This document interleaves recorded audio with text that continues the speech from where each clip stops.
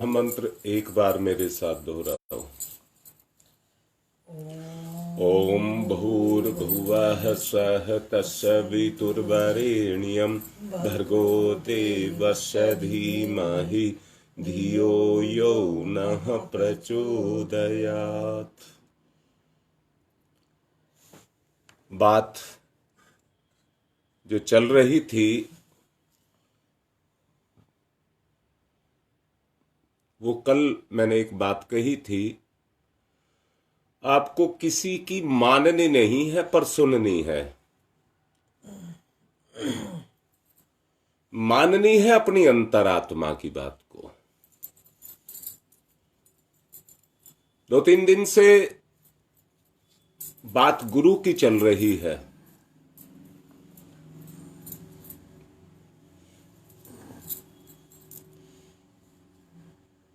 कहा गया है ध्यान मूलम गुरुर्मूर्ति, पूजा मूलम गुरुर्पदम, मंत्र मूलम गुरुर्वाक्यम, मोक्ष मूलम गुरु कृपा।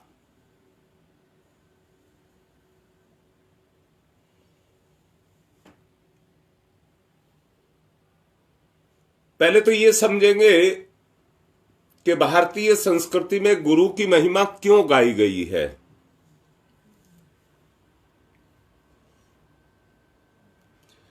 गु का अर्थ है अंधकार, अज्ञान, और रू का अर्थ है प्रकाश, ज्ञान। वेद, पुराण, उपनिषद, गीता, जितने भी शास्त्र हैं वो सब किसके द्वारा रचे गए हैं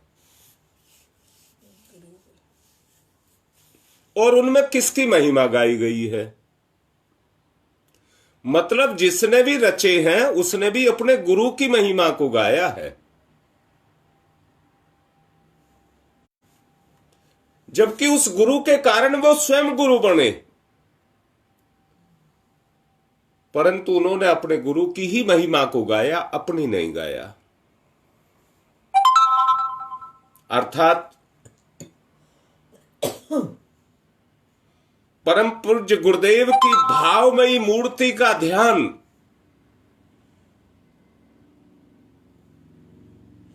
परम पूज्य गुरुदेव की जो ध्यानमयी मूर्ति है उसका ध्यान,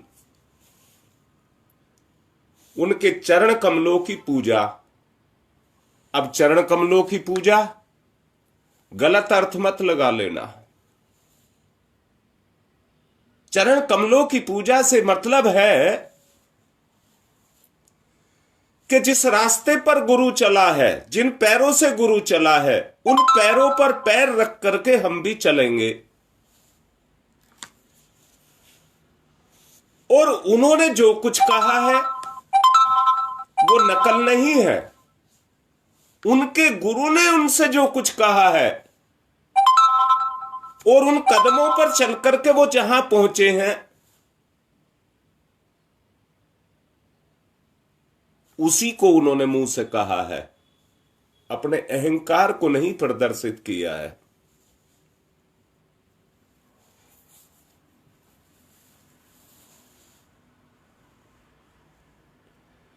उनकी कृपा ही मोक्ष का मूल है।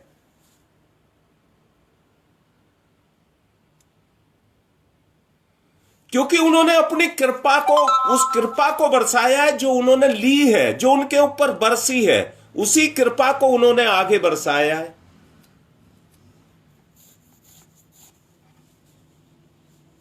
गुरु वो शक्ति है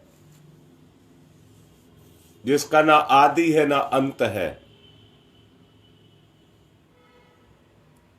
वो अनादि है। वे ही परमेश्वर हैं, वो ही परम पूज्य हैं, वो ही परम देव हैं। मुंह से कह देना ना, हृदय से मानना, हृदय से मानना। आप सबने भी देखा होगा, आप में से ऐसे बहुत से अनुभवी हैं जो मेरे सामने बैठे हैं, वो बहुत से अनुभवी हैं जो आप अपनी जिंदगी में नहीं कर पाते, परंतु परम पूज्य गुरुदेव की कृपा से वो सब होता चला गया।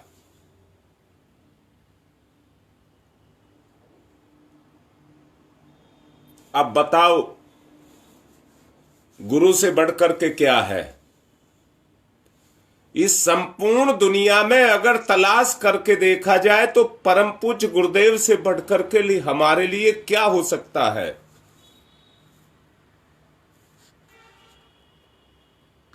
भाई, मैं तो बारंबार कहूंगा और सबसे प्रार्थना करके कहूंगा,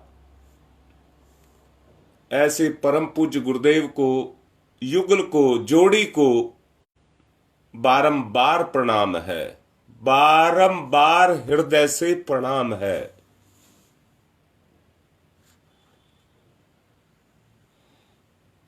सप्त सागर पर्यंत, सातों सागरों से भी पार जितने भी तीर्थ हैं, उन सभी में स्नान का जो फल होगा वो गुरुदेव के पैरों को प्रक्षालन करने का से वो मिल सकता है।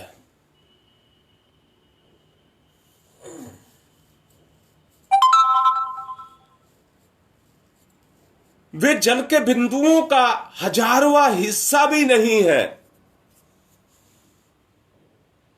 यदि भगवान शिव स्वयं रूठ जाएं, याद रखना, मैं उदाहरण में भी बताऊंगा, साक्षात उदाहरण है इसका। अगर भगवान शिव स्वयं रूठ जाएं परंतु गुरु ना रूठे,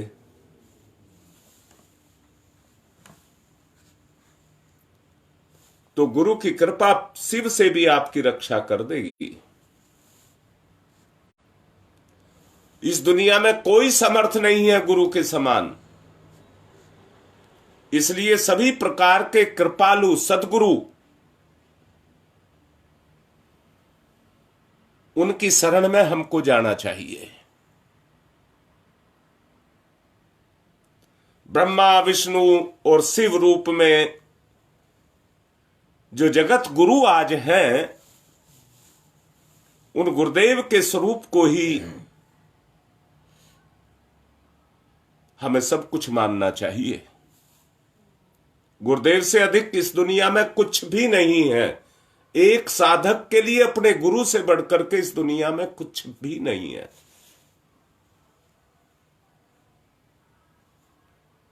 इसलिए मैं तो एक ही बात कहूंगा, सब तरह से गुरु की ही अर्चना हमको करनी चाहिए।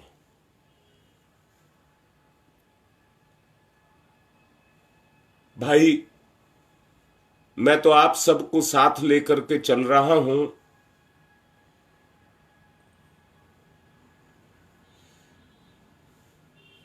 और यही प्रार्थना करूंगा, जो कृपा के सिंधु हैं, नर रूप में श्री हरि हैं, जिनके वचन महामोह रूप को भी, घने अंधकार का भी नाश करने वाले हैं, जो सूर्य की किरणों के समूह हैं। हमारा बड़ा सौभाग्य है कि आज हमारा गुरु सूर्य से भी कहीं आगे है, जो सुंदर स्वाद, सुगंध, अनुराग रूपी रस से परिपूर्ण है, जो अमर है, जो संजीवनी है, जो संपूर्ण भवरोगों का नाश करने वाले हैं। सोच करके देखो, ऐसे गुरु कहां पर मिलेंगे? और हम कितने सौभाग्यशाली हैं कि भगवान ने हमें वो अवसर दिया है।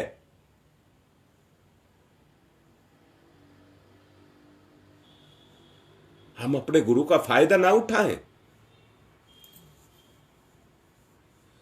जो पुण्यवान पुरुष भी हैं, जो शिव जी के शरीर को सुशोभित करने वाली निर्मल विभूतियों के रूप में सुंदर कल्याण और आनंद के जननी है, भक्त के मानस रूप में सुंदर दर्पण के रूप में जो मैल को छुड़ाने वाली है, जो तिलक करने मात्र के गुणों से समूह को, गुणों के समूह को वश में करने वाली है, ऐसी हमारी आराध्या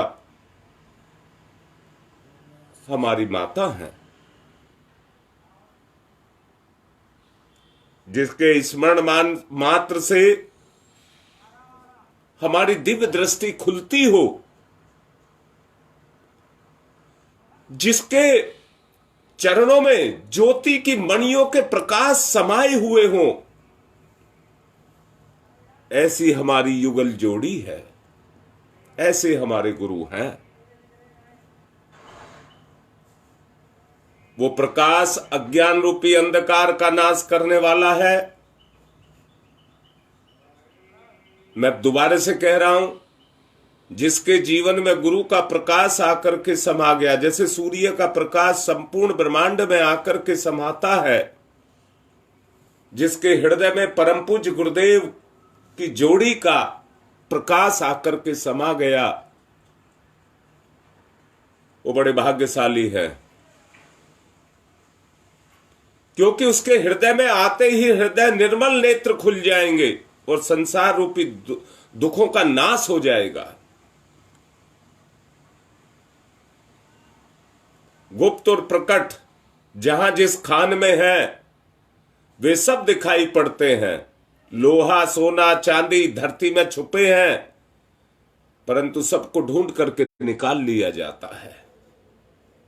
वैसे ही सिद्ध जन अपने नेत्रों को अपनी साधना के द्वारा सिद्ध और सुजान बनकर के पर्वतों और वनों और पृथ्वी के अंदर जो कौतुक हो रहे हैं, उनकी बहुत सी खाने वो देख रहे हैं, उन्हें आत्मसात कर रहे हैं। निसंदेह मैं दावे के साथ इस बात को कह सकता हूं कि भवसागर को कोई पार नहीं करा सकता गुरु के अलावा, चाहे वो ब्रह्मा जी और शंकर जी ही क्यों ना हो, कोई नहीं करा सकता। सिर्फ करा सकता है तो गुरु ही करा सकता है। गोस्वामी तुलसीदास का एक दोहा है, सतगुरु मिला जो जानिए, ज्ञान उजाला होए, ब्रह्म का भांडर फुतोड़ी कर, रहे निराला होए। कबीरदास जी ने कहा है। अर्थात जिसको सदगुरु मिल गया, मैं फिर से कहता हूं, हर एक की हिम्मत नहीं है। हर अवसर आते हैं परंतु वो सोते रह जाते हैं, वो सोते रह जाते हैं।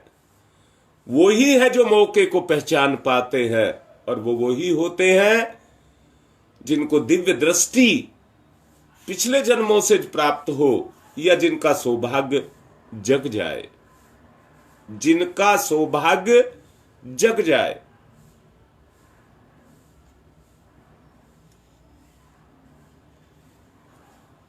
मैं कहूंगा भी, गंगा विहार से कल ललिता ने मुझे फोन किया था।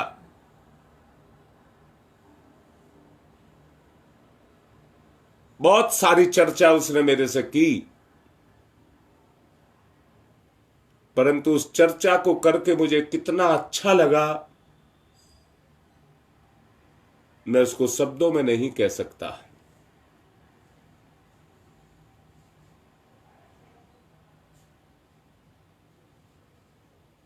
उसके शब्द थे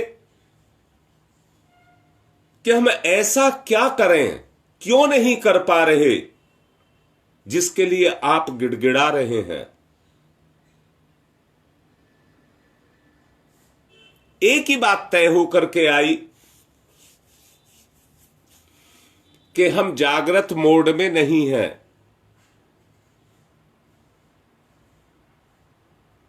सुनने में अच्छा लगता है इसलिए सुनते हैं, परंतु जागृत मोड में नहीं आए। जिस दिन जागृति आ गई उस दिन यह समझ आ जाएगा मैं क्या कह रहा हूं और तुम्हें क्या करना है।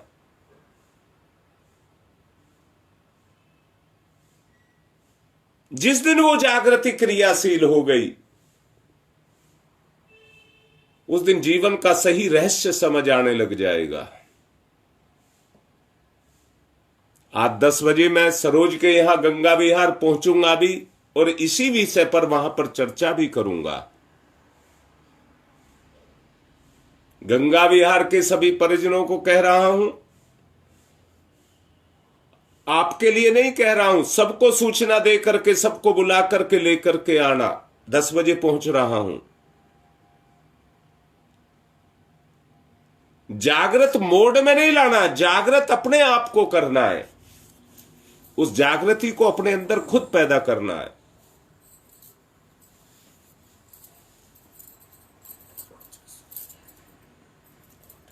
एक बात आपसे कह रहा हूं, गुरु वो शक्ति है जो नई सृष्टि की भी रचना कर सकता है। गुरु वो शक्ति है जो नई सृष्टि की भी रचना कर सकता है। गुरु वो है जो आपके भाग्य में नहीं है उसको भी पैदा कर सकता है। और कहा भी है, ये कहा भी है कि जो भगवान नहीं कर सकता वो गुरु कर सकता है।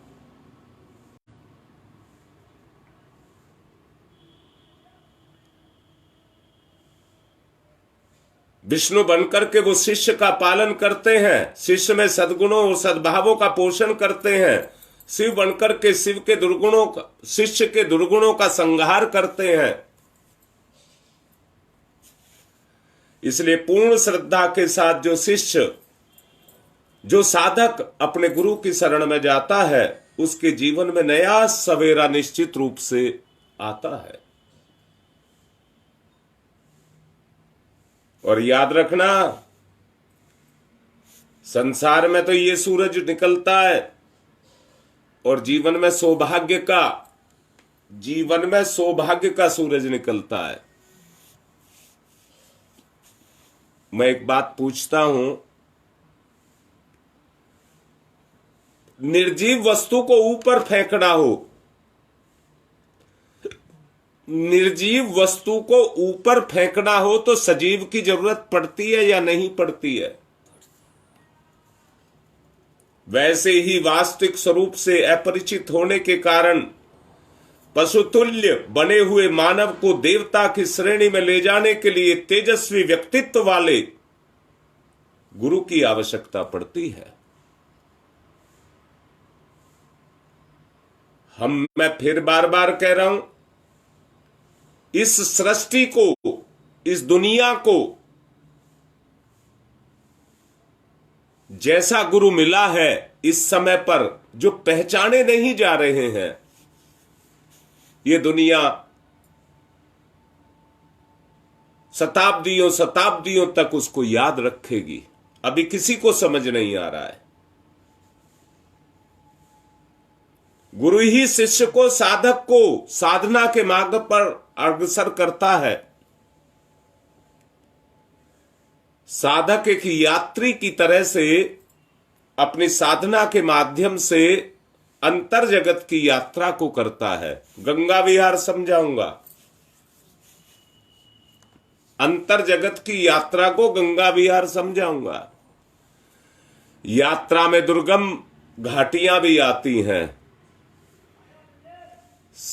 संक्रीले गुफाएं भी आती हैं, जहां भटकने की पूरी संभावनाएं भी रहती हैं।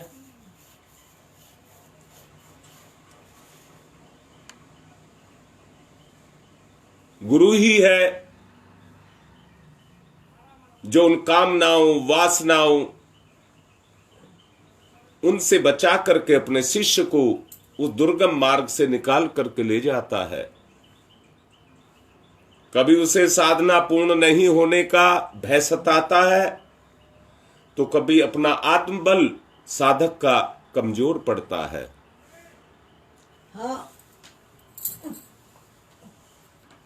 ऐसे में कई शंकाएं, आशंकाएं घटाटोप बादल बनकर के उसके मार्ग में अंधियारा पैदा करती हैं। कई बार स्वयं ही उसे विश्वास नहीं होता, पर गुरु उसे आत्मविश्वास, आत्मबल देता है। इन्हीं सभी बाधाओं के बीच गुरु अपने शिष्य को, साधक को संभाल करके रखता है। उसे लड़खड़ाने, डगमगाने नहीं देता। फिर से संभाल करके उठाता है। जब गिर जाता है तो फिर से उठाता है और संभालता है।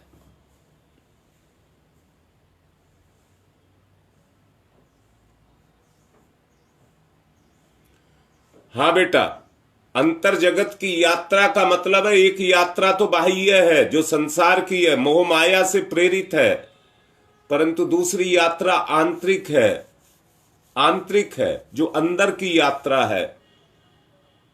जीव का जन्म इस भौतिक संसार में हुआ है, जिसमें काम, क्रोध, लोभ, मोह, ईर्ष्या, द्वेष, घृणा ये सब समाये हुए हैं। परंतु अंतर की यात्रा में ये इन सब का उल्टा, यानी कि जो हमारे वास्तविक आत्मीय गुण है वो वहां पर वही काम करते हैं अंतर जगत की यात्रा में। याद रखना, गुरु अपने शिष्य को याचक नहीं बनाता है, साधक बनाता है, उपासक बनाता है। वो उसे कामना पूर्ति नहीं, मुक्ति का मार्ग दिखाता है। बेटा, यह अंतर की यात्रा है। भला शिष्य के लिए, साधक के लिए इतना कृपालु और इतना दयालु गुरु के अलावा कौन हो सकता है? गुरु तो केवल करुणा का साक्षात सागर है, जिसके लिए शिष्य ही सब कुछ है।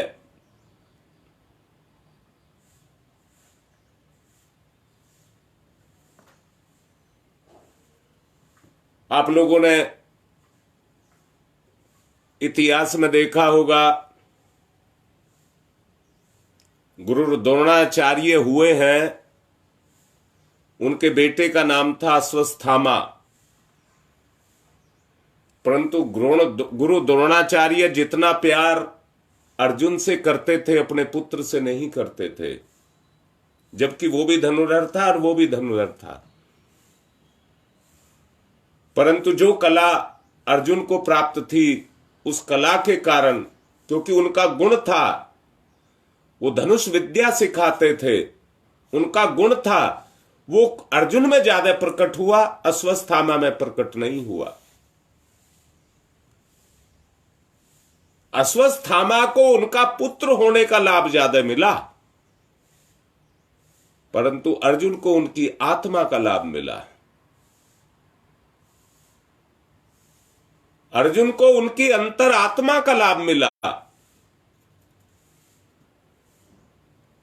जिस आध्यात्मिक संपदा को गुरु अपने कई जन्मों की महान साधना के बाद भी प्राप्त करता है, कई जन्मों की यात्रा के बाद,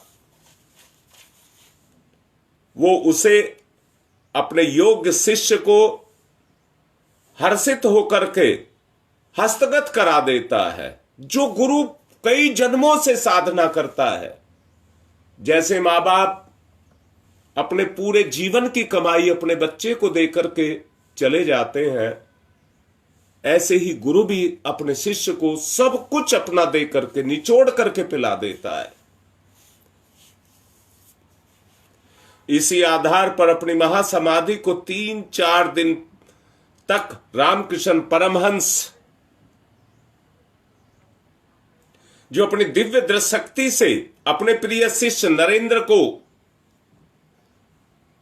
जो स्वामी विवेकानंद के रूप में प्रकट हुए थे, अपनी सारी शक्ति उनमें प्रकट करा दी।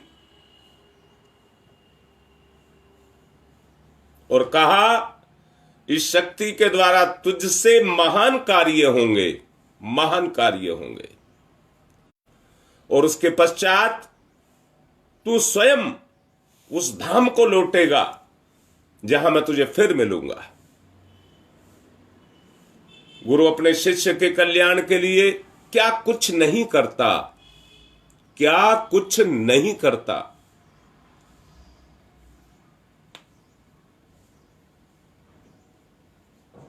वो तो अपने शिष्य की खातिर रूठ, मैंने जैसा पहले कहा था, अगर शिवजी भी रूठ जाएं तो वो उनको भी मना लेते हैं। इस सत्य को दर्शाने के लिए मैं एक उदाहरण आप लोगों के सामने प्रकट करना चाहूंगा। काक भसुंडी एक बार भगवान शिव के मंदिर में जाकर के भगवान शिव की उपासना कर रहे थे। शिव का नाम जप कर रहे थे। उसी समय उनके गुरु वहां पर आ गए, मंदिर में आ गए, परंतु वो अभिमानवश अपने स्थान से उनके स्वागत उठे नहीं, स्वागत के लिए उठे नहीं, उन्हें प्रणाम नहीं किया। मेरे गुरुजी तो दयालु हैं, पता नहीं मुझसे कितनी भूलें होती हैं। व्यक्तिगत बात कर रहा हूं, मैं नहीं जानता मैं कितनी भूलें रोज करता हूं, कितने पाप करता हूं।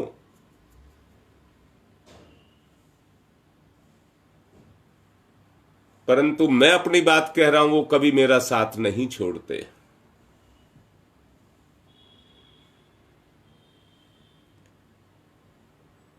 इसलिए मेरा दोष देखकर भी मैं अपनी भी बात कह रहा हूं, काक भसुंडी की भी कह रहा हूं और अपनी भी कह रहा हूं। शायद उनके हृदय में मेरे प्रति लेस मात्र भी क्रोध नहीं है।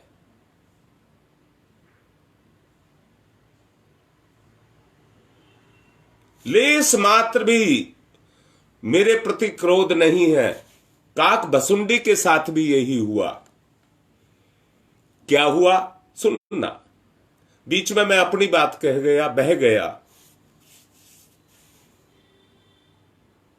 काक भसुंडी जब अभिमानवश नहीं उठे, शिव की वो उपासना कर रहे थे, शिव नाम का जप कर रहे थे, शिव प्रकट होने वाले ही थे, कि जब अभिमानवश गुरु का अपमान देखा तो मंदिर में आकाशवाणी हुई, हे हतभाग्य, हे मूर्ख, हे अभिमानी, यद्यपि तेरे गुरु को क्रोध नहीं आया, वो अत्यंत दयालु हैं, उन्हें पूर्ण यथार्थ का ज्ञान है, तो भी हे मूर्ख, मैं तुझको श्राप दूंगा। और शिवजी भगवान ने काक भसुंडी को श्राप दे दिया, पापी तू अपने गुरु के सामने उठ खड़ा होने के बजाय अजगर की भांति बैठा रहा, इसलिए जा तू सांप बनेगा, तू सांप बनेगा। मैं कहता हूं जैसे बेटे को बाप के सामने कोई किसी तरह का भी वो हो जाए तो मां बाप की आत्मा चित्कार उठती है, मां बाप की अंतर आत्मा चित्कार करने लग जाती है। भयानक शिव के श्राप को सुनकर के गुरु की अंतरात्मा कांप उठी, अंदर से चीत्कार कर उठी, और वो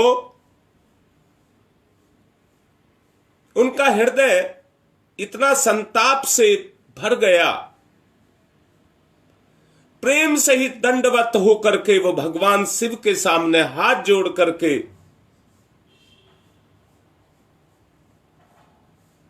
प्रार्थना करने लगे, मेरी भयंकर गति का विचार करके मुझे शाप मुक्त करने हेतु ऐसी शक्ति दो प्रभु जिससे मैं अपने शिष्य का उद्धार कर सकूं।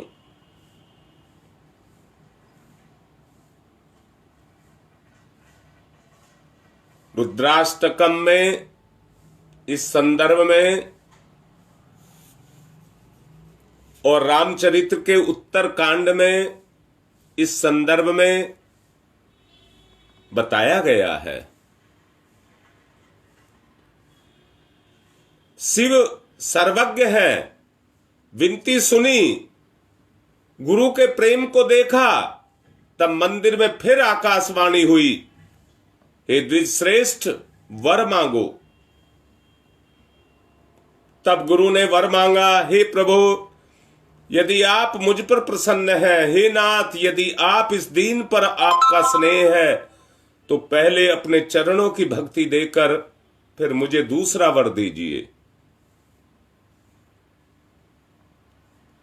हे प्रभु ये अज्ञानी जीव अर्थात मेरा शिष्य काक भसुंडी आपकी माया के वश में होकर के निरंतर भूला हुआ फिरता है।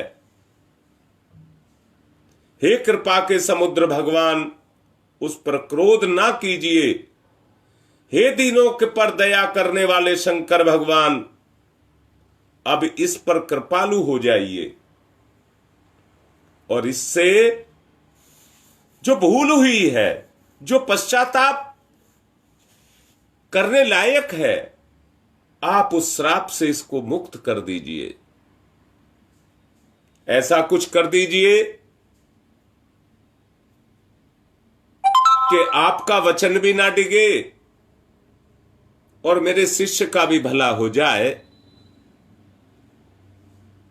ये सर्प तो बने पर थोड़े समय में ही इसकी मुक्ति कर दीजिए।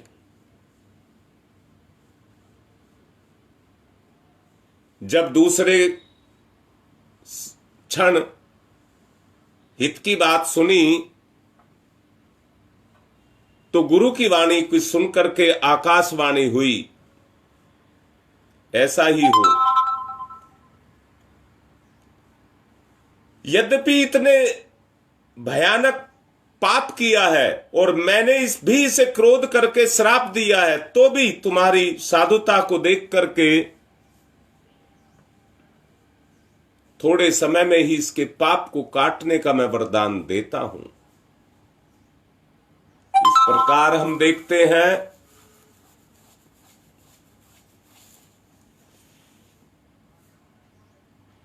गुरु हर स्थिति में अपने शिष्य का कल्याण चाहते हैं और अपने शिष्य के कल्याण के लिए अपना सब कुछ न्यौछावर उस पर कर देते हैं।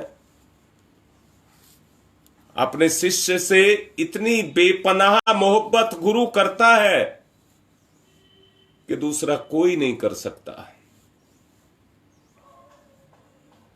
जैसे गाय अपने थनों का मीठा मीठा दूध अपने बछड़े को पिलाने के लिए व्याकुल रहती है, वैसे ही सदगुरु भी अपने ज्ञान का अमृत अपने शिष्य को पिलाने के लिए, लुटाने के लिए तत्पर रहता है, बेचैन रहता है। ले लो, जो कुछ चाहते हो ले लो। अपने सच्चा शिष्य मिल जाए, बस आवश्यकता इस बात की है कि शिष्य सच्चा मिल जाए।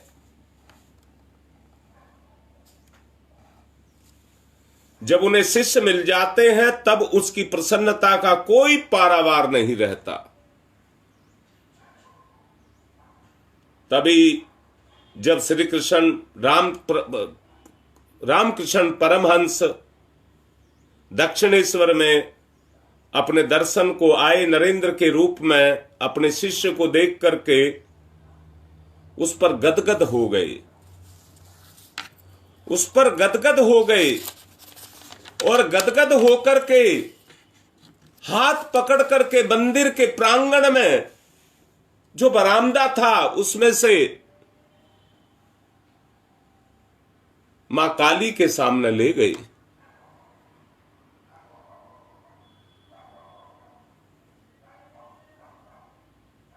बताता है इतिहास कि जिस समय नरेंद्र काली के सामने गए, रामकृष्ण परमहंस के आंखों से अश्रु की धारा बहने लगी, जिसे शिष्य अपने गुरु के आंख में आंसू को देख करके बर्दाश्त नहीं कर सका।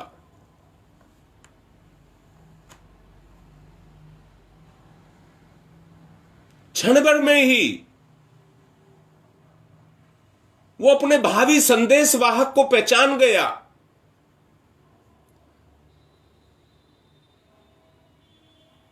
नरेंद्र के विस्मय की सीमा नहीं रही और उसकी अंतर चेतना जाग पड़ी। गुरु के अश्रुओं को देख करके उसकी अंतर चेतना जाग पड़ी। रामकृष्ण परमहंस से विवेकानंद बनकर के बोले कि वो ही करूंगा जो आप कहेंगे।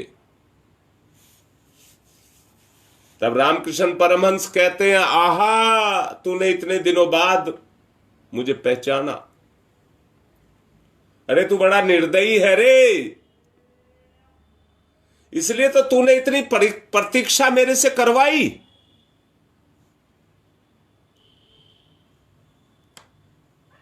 जो विषयी लोग होते हैं, जो विषयों से सने होते हैं,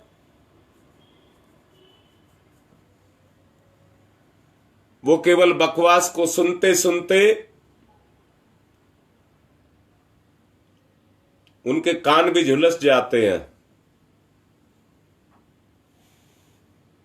दिल की बातें तो कोई समझता है, दिल की बातों को तो कोई ही पकड़ता है, बिरला ही पकड़ता है।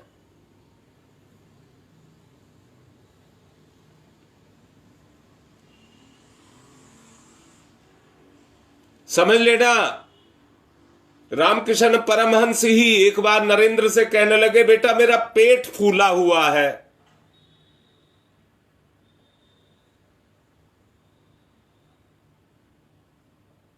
यानी कि इस पेट के अंदर बहुत कुछ भरा हुआ है, मैं जो तेरे पर उड़ेल देना चाहता हूं,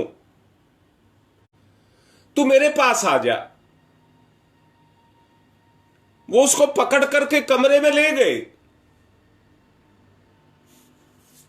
मिठाई नहीं, मिठाइयां निकाल करके लाए। बड़े लाड के साथ उससे कहने लगे, मेरे हाथ से खा। और अपने हाथ से उसको मिठाइयां खिलाई।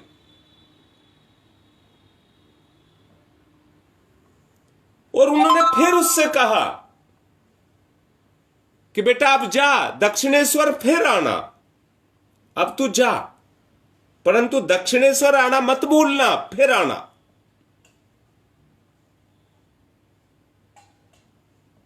मैं सबसे चीख चीख करके, पुकार पुकार करके कह रहा हूं, जैसा सदगुरु हमें प्राप्त हुआ है, ये पता नहीं हमारे कितने जन्मों के पुण्य होंगे। सदगुरु की कृपा और प्राप्त कर लो। सदगुरु तो मिल गया, अब सदगुरु की कृपा और प्राप्त कर लो, तो फिर कुछ शेष नहीं रह जाएगा, कुछ शेष नहीं रह जाएगा। क्योंकि सदगुरु के ज्ञान को पाकर शिष्य सब कुछ प्राप्त कर लेता है। आवश्यक यह है कि हम सच्चे शिष्य के रूप में उभर करके आए, समर्पित होकर के आए। श्रद्धालु शिष्य ही ठीक नरेंद्र की तरह होता है। यदि ऐसा हो सका तो मैं नहीं कह रहा हूं, हम अपने गुरु के कृपा प्रसाद के अधिकारी बन सकते हैं। योजनाएं शुरू कर दी हैं, भीख मांगी जा रही है। योजनाएं शुरू कर दी गई हैं, भीख मांगी जा रही है युग निर्माण के लिए। आवश्यकता सहयोग की है।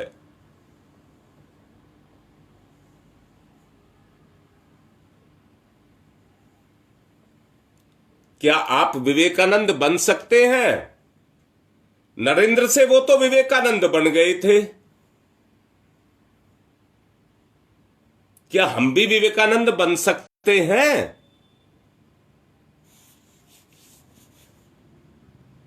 हमारी गुरु जोड़ी हमारे लिए सब कुछ करने के लिए तैयार है। आप अपने जीवन में पाएंगे। मैं दावे के साथ इस बात को कह रहा हूं, आवश्यकता उस समर्पण की है। मैंने अभी कहा, संकरे रास्तों, दुर्गम रास्तों से निकाल करके गुरु उस परम लक्ष्य की तरफ लेकर के जाते हैं। इस बारे में आज का समय पूरा हो रहा है, मैं कल समझाऊंगा। बस एक ही बात है, हम अपने गुरु के कृपा पात्र बने। और मैं दावे के साथ कह रहा हूं, हमारा गुरु हमें भवसागर से पार उतार देगा।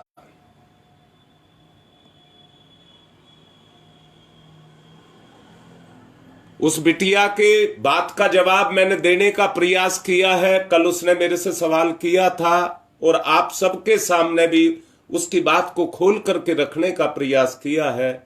नीता ने भी मुझे गुरु गीता के बारे में कहा था, इसलिए 3-4 दिन मैं गुरु पर ही बोल रहा हूं।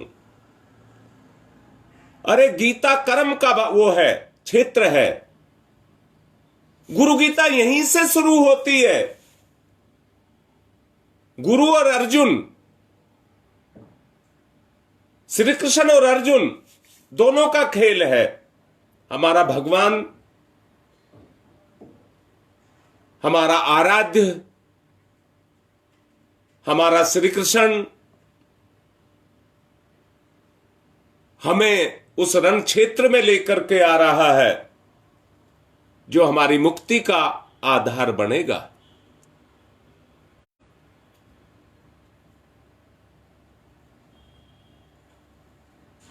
इस बारे में आगे बताऊंगा।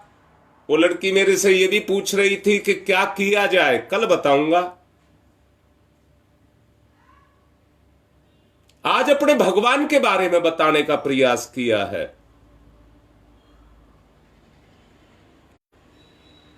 कल उनकी कृपा प्राप्त करने की बात को करूंगा। आशा है कि झुलसे हुए कानों से सुनेंगे ही नहीं, झुलसे हुए कान बताए हैं, हृदय में बसाएंगे बात को।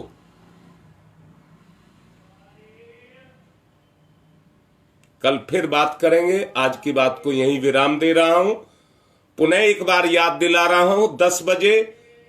अरे आपको नहीं कह रहा हूं, सबको सूचना दे करके 10 बजे आप आइए और फिर वहां मिलेंगे, बात करेंगे।